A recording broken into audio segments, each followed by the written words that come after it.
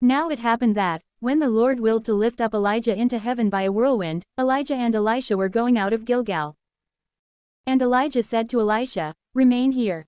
For the Lord has sent me as far as Bethel." And Elisha said to him, "As the Lord lives, and as your soul lives, I will not forsake you." And when they had descended to Bethel, the sons of the prophets, who were at Bethel, went out to Elisha. And they said to him, "Do you not know that today the Lord will take away your Lord from you?"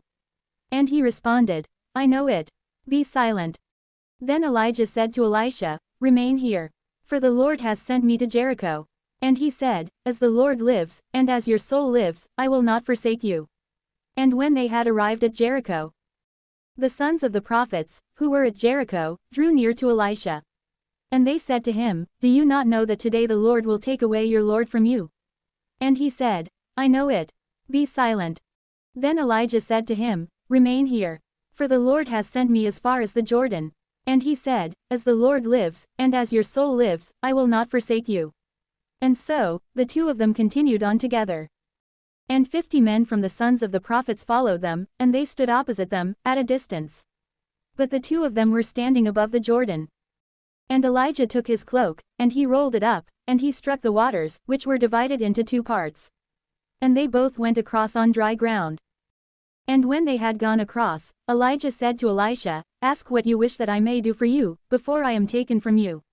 And Elisha said, "I beg you, that twice your spirit may be accomplished in me." And he responded, "You have requested a difficult thing. Nevertheless, if you see me when I am taken from you, you will have what you requested. But if you do not see, it shall not be." And as they continued on, they were conversing while walking. And behold, a fiery chariot with fiery horses divided the two. And Elijah ascended by a whirlwind into heaven. Then Elisha saw it, and he cried out, my father, the chariot of Israel with its driver." And he saw him no more. And he took hold of his own garments, and he tore them into 2 parts. And he picked up the cloak of Elijah, which had fallen from him. And turning back, he stood above the bank of the Jordan. And he struck the waters with the cloak of Elijah, which had fallen from him, and they were not divided. And he said, "Where is the God of Elijah, even now?" And he struck the waters, and they were divided here and there. And Elisha went across. Then the sons of the prophets, who were at Jericho, watching from a distance, said, "The spirit of Elijah has rested upon Elisha." And approaching to meet him, they reverenced him prone on the ground. And they said to him, "Behold, with your servants there are 50 strong men, who are able to go forth and to seek your Lord. For perhaps, the Spirit of the Lord has taken him up and cast him upon some mountain, or into some valley." But he said, "Do not send them." And they urged him, until he acquiesced and said, "Send them."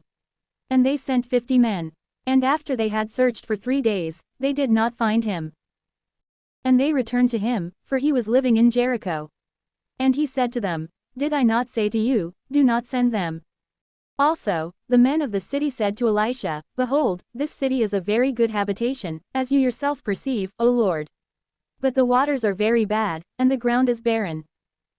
And so he said, "Bring a new vessel to me, and place salt in it." And when they had brought it, he went out to the source of the waters, and he cast the salt into it.